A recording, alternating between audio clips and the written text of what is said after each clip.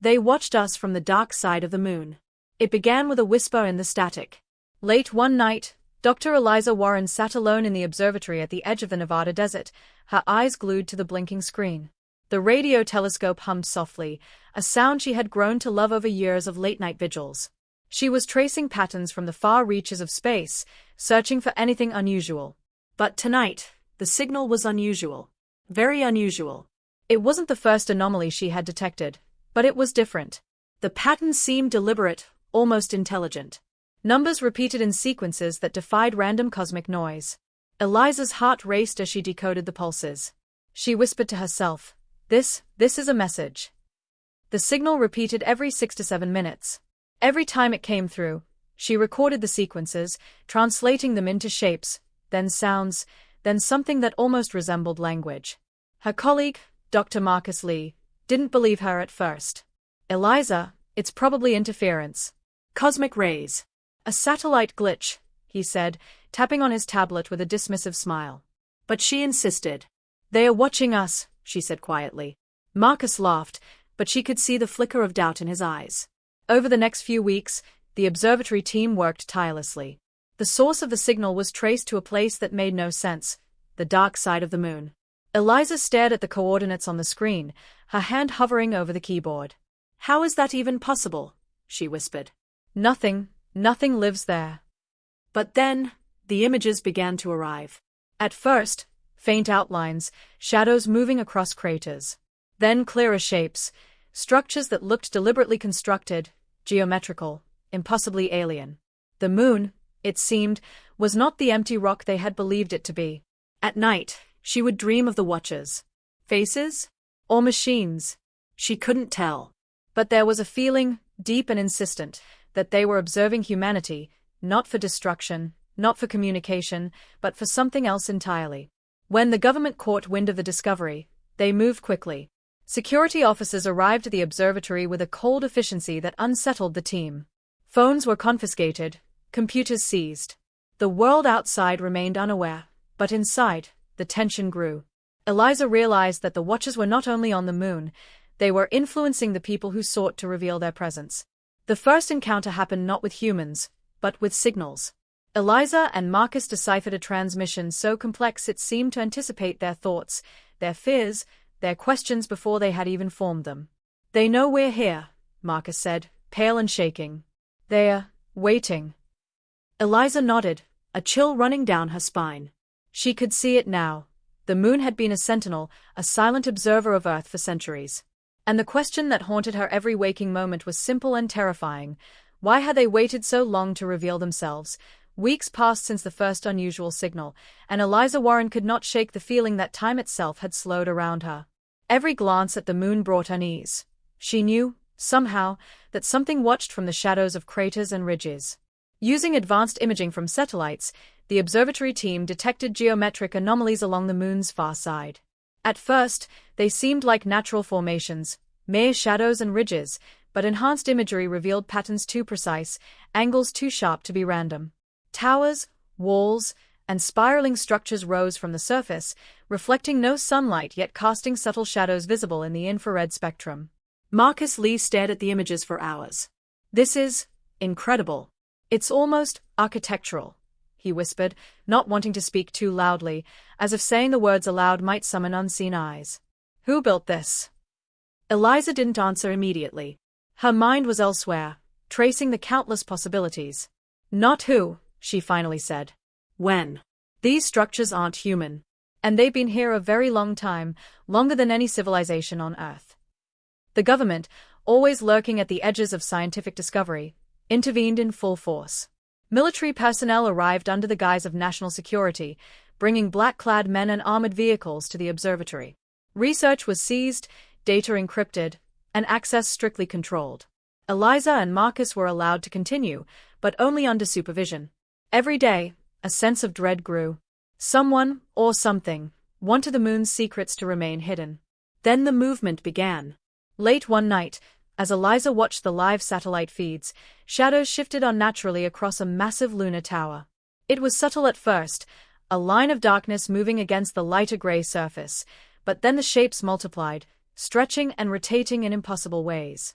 The patterns were deliberate, almost as if the structures themselves were alive.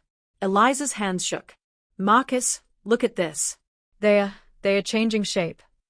Marcus leaned in, silent, fear creeping into his features. He could feel it, as if the air in the room had thickened. The moon wasn't just a place of observation. It was a mechanism, an ancient watchtower, and now, somehow, it had acknowledged their presence. Days later, the observatory received the first message that could not be ignored. Unlike the earlier pulses of data, this one was unmistakably intelligent. Symbols and images streamed across the screens, a map of the Earth, diagrams of human technology, and faces, vague, shadowed, but unmistakably watching. The transmission conveyed awareness and intent. They were not neutral observers. They were evaluating. Eliza felt the weight of centuries of observation pressing down on her. "They know everything," she whispered to herself. "Every war, every invention, every secret we've hidden. And they've waited for us to reach this point." The world outside remained oblivious. News outlets speculated about strange lunar anomalies, but nothing could capture the truth. And the longer Eliza watched, the more she understood the horrifying reality. Humanity had never been alone. We had been studied, carefully, like ants in a jar, by eyes on the moon that had seen every rise and fall of our civilization. One night, the signal intensified, becoming a near-constant presence. The room vibrated with static energy as the shapes on the screen shifted into something even more unsettling, a humanoid figure, faint but discernible, appearing to move across the lunar landscape with deliberate steps. "They are not machines," Marcus said, voice barely audible. "They are alive. And they know we're watching them now." Eliza felt a chill creep up her spine. She realized, with a terror that rooted her to the spot, that the moon had never been silent. It had been waiting, watching, learning, calculating. And now that they had revealed themselves, humanity's greatest secret had finally come to light. The question that haunted both scientists was no longer who or what. It was far more immediate, far more terrifying. What do they want from us? The days that followed were tense and surreal. Every transmission, every signal from the moon, carried an intensity that neither Eliza nor Marcus could ignore. The watchers were no longer content with observation alone. They were sending messages, subtle but unmistakable. Security alarms went off. Military officials had been monitoring the observatory more closely than ever. "Dr. Warren. Dr. Lee. Step away from the equipment," a stern voice barked. But neither scientist moved. The signal was too important, too alive. Suddenly, the lunar transmission altered. Instead of static symbols, a series of three-dimensional projections filled the lab. The images depicted Earth, human history, the rise of civilizations, wars, discoveries, and inventions. It was a record, not from any human source, but from the watchers themselves. They had been chronicling humanity, silently, from the moon's shadowed side. "They've been watching everything," Marcus muttered. "Every war, every peace treaty, every great achievement, everything." Eliza's heart pounded. And now they are showing us what they've learned. They want dialogue. But in their way. The watchers were not communicating with words. Instead, they projected emotions, instincts, and intuition. Eliza felt fear, curiosity, patience, and something else, calm authority. The message was clear. We are being judged, or perhaps, guided.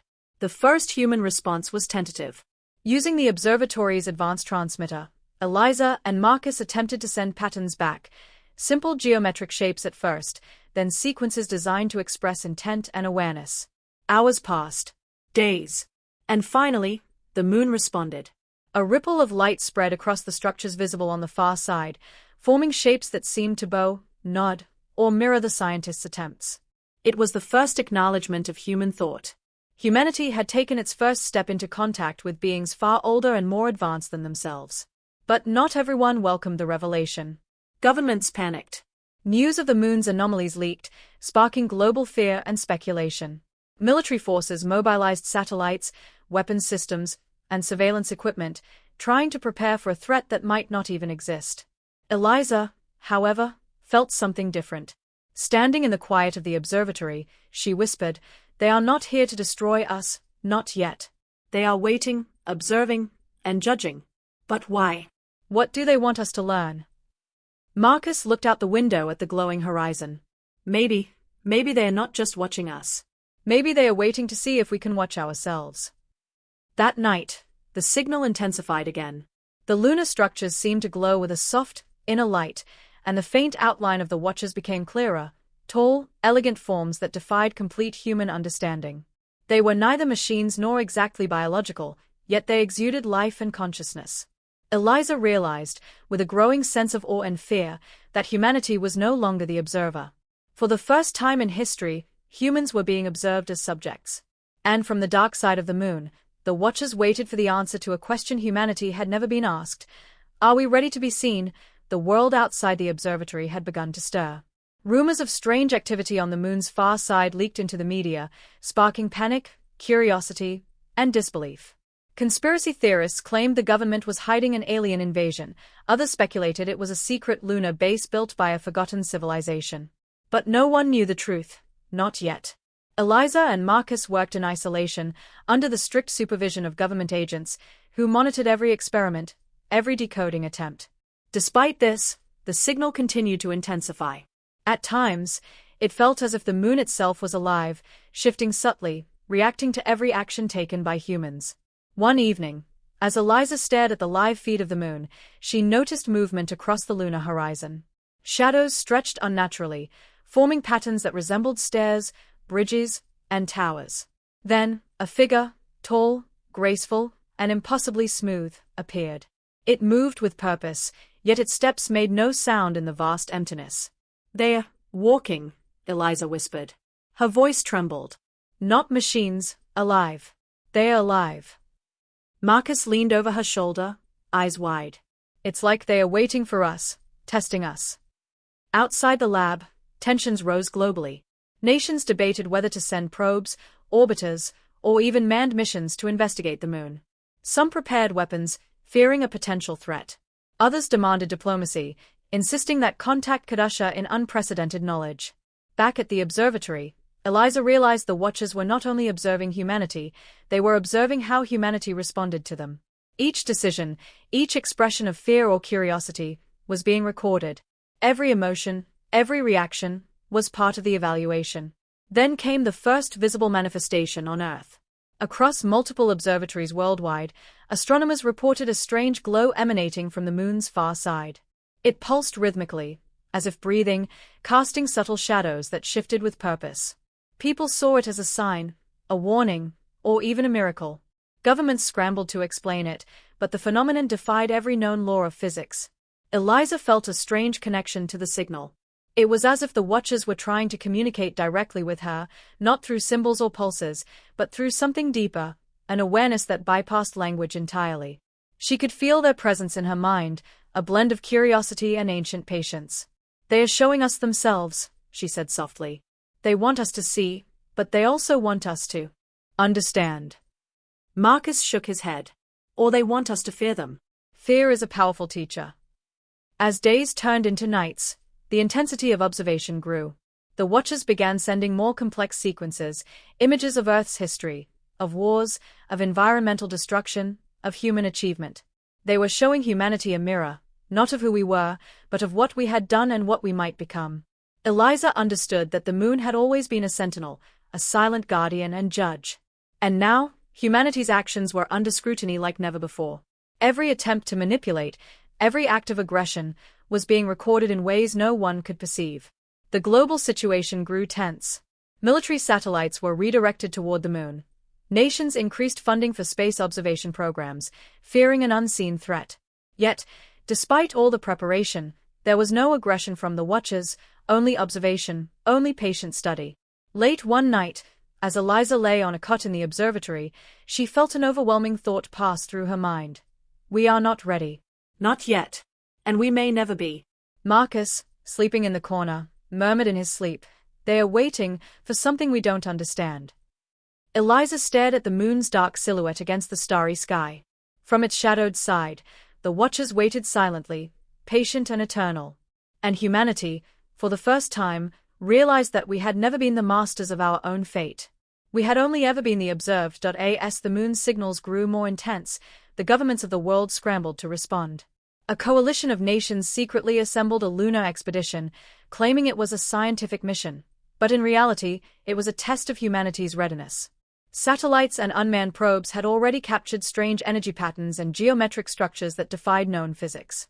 The decision was made: humans would go to the dark side of the moon for the first time. Eliza and Marcus were reluctantly included in the mission, selected for their unparalleled understanding of the Watcher's signals. They were briefed in secrecy by military officials and space agencies. Their instructions were clear: observe, document, but do not provoke. The launch was swift and precise. The spacecraft, named Sentinel, departed under the cover of night, its trajectory aimed at the far side of the moon. Eliza watched the Earth shrink beneath her, a mix of fear and awe settling in her chest. For centuries, humans had looked at the moon, imagining conquest and exploration. Now, they were entering a place where they had never been welcome. Upon arrival, the far side of the moon was more alien than any of them could have imagined. The structures were immense, impossible in scale, and geometrically flawless. Towers spiraled like stairways to the stars. Walls shimmered with an inner light that had no apparent source. The airless landscape was alive in a way that defied understanding. Then they saw them, tall, slender figures, standing atop the highest towers. They did not move as humans would expect. Their motions were fluid, precise, almost like a choreography dictated by thought itself. The Watchers regarded the spacecraft calmly, as though aware of every detail before it happened. Eliza felt a pulse of recognition, a connection she could not explain. They know we're here. They have been waiting. The mission scientists tried to communicate, sending complex light signals and sequences representing human mathematics, art, and language. Slowly, the Watchers responded, not with words, but with images and emotions. Eliza could sense them, a blend of curiosity, patience, and judgment. Then the unthinkable happened. A projection emerged above the tallest tower, a human-like figure, yet luminous and otherworldly. It moved toward the spacecraft, and the transmitted message was clear: you are not yet ready. Panic swept through the crew. Military leaders aboard Sentinel considered a show of force, but Eliza restrained them. No, she said firmly. They are not enemies. They are teachers. If we provoke them, we fail before we even begin. The Watchers demonstrated their power subtly. A large section of the lunar surface shifted as if alive, forming a bridge that led directly to one of the towers.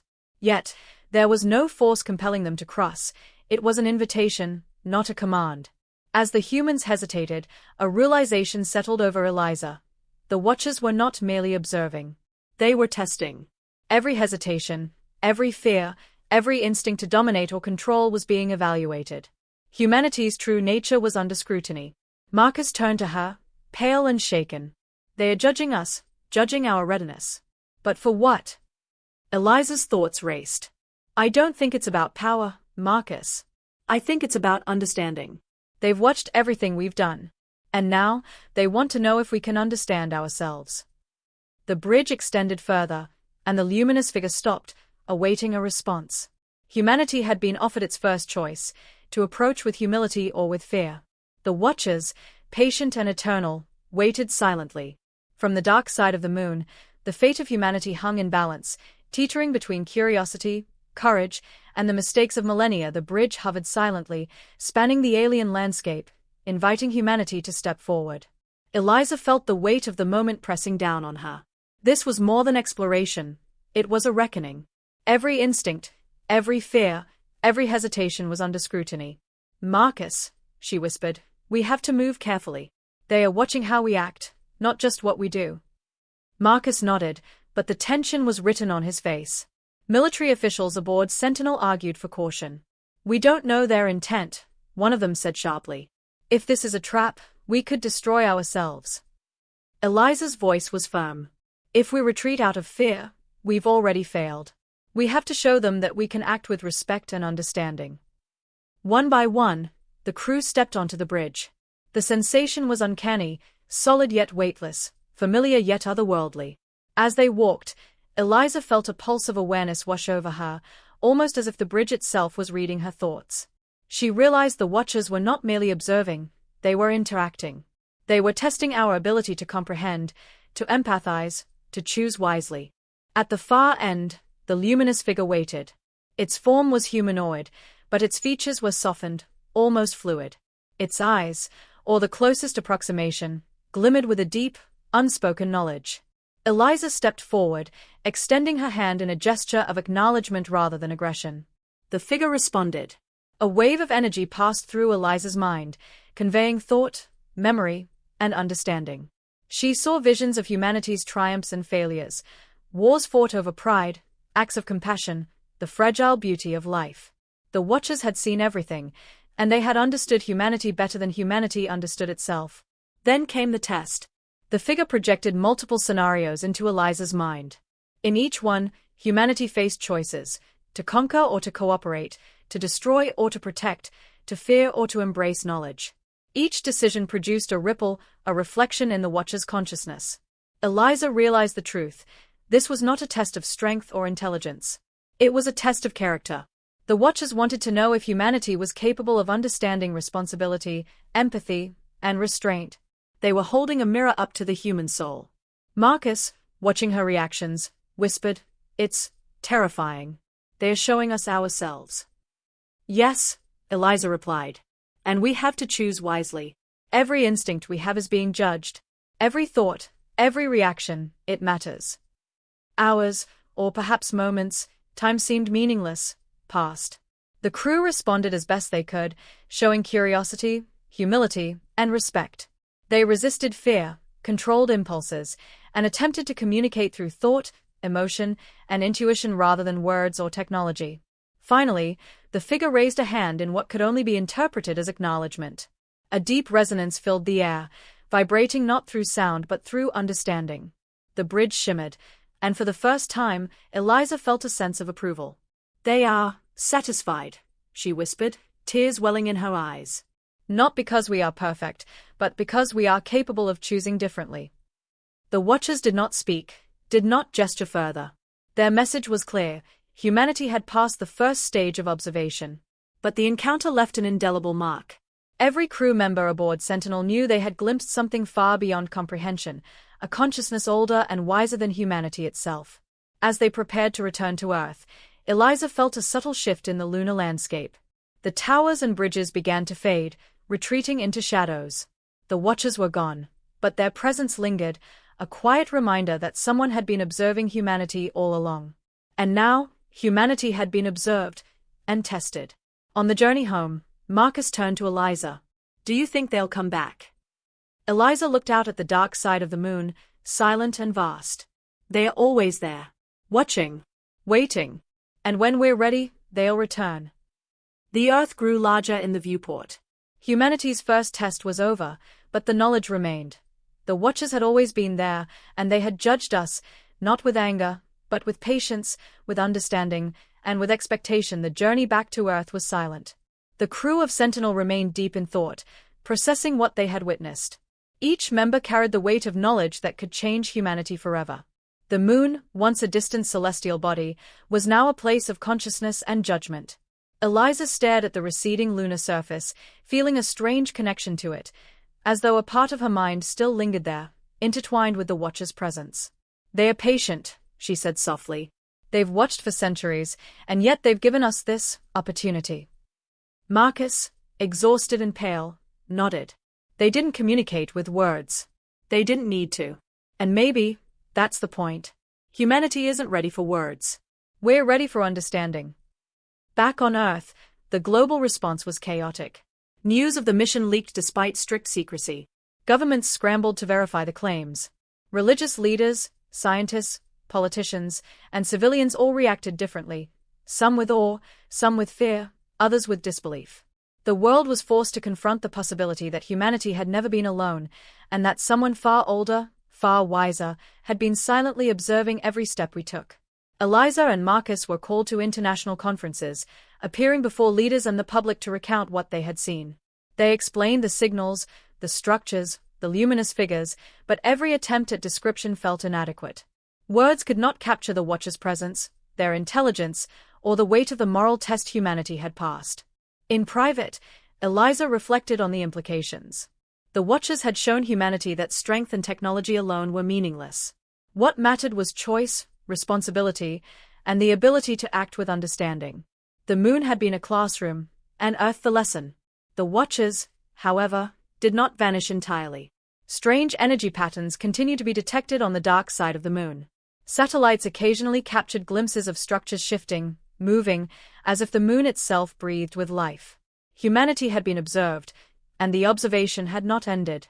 Eliza realized that the watchers were not merely alien entities, they were a force of guidance, a silent oversight over human civilization. And with that realization came an unsettling thought: humanity's next steps would not be private.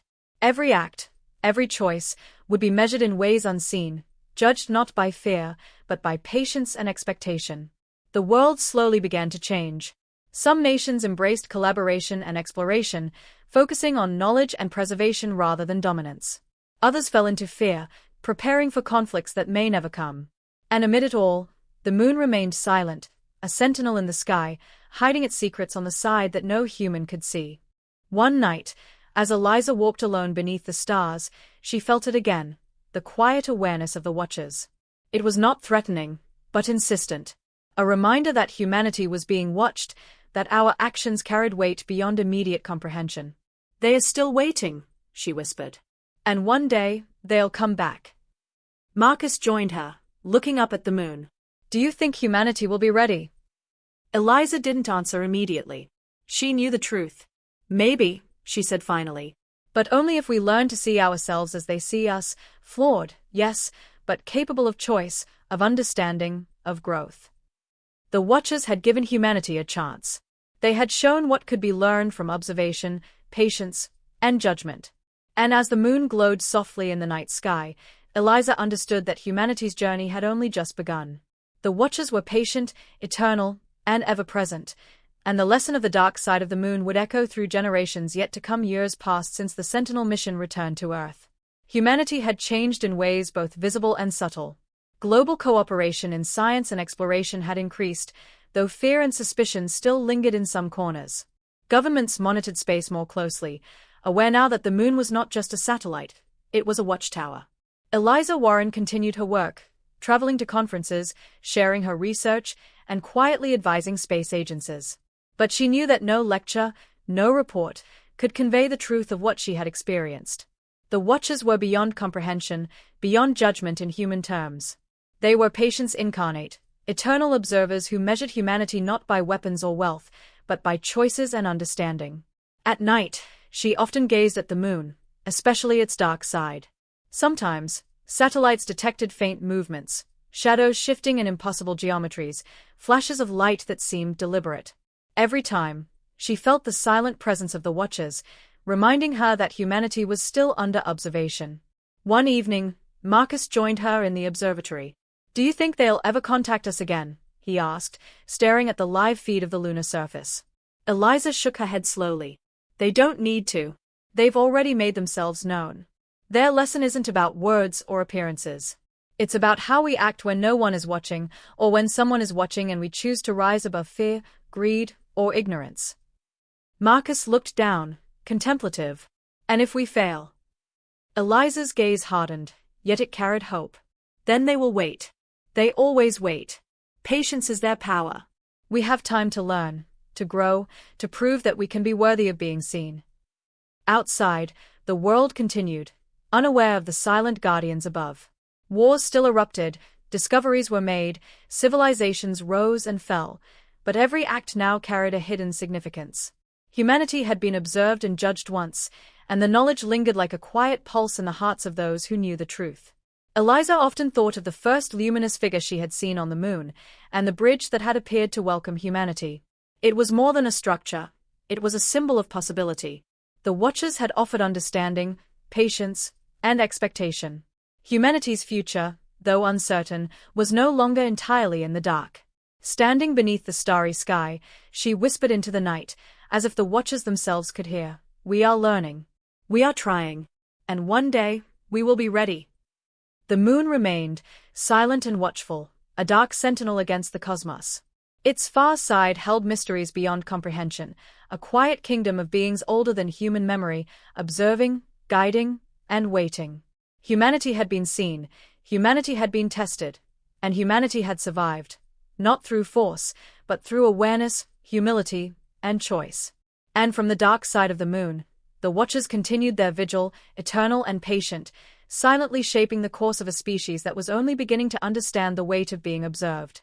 The story ended not with an invasion, not with conquest, but with the quiet, profound realization that some of the most powerful forces in the universe do not act with aggression, they act with patience, wisdom, and the hope that those under observation may one day rise to meet their expectations.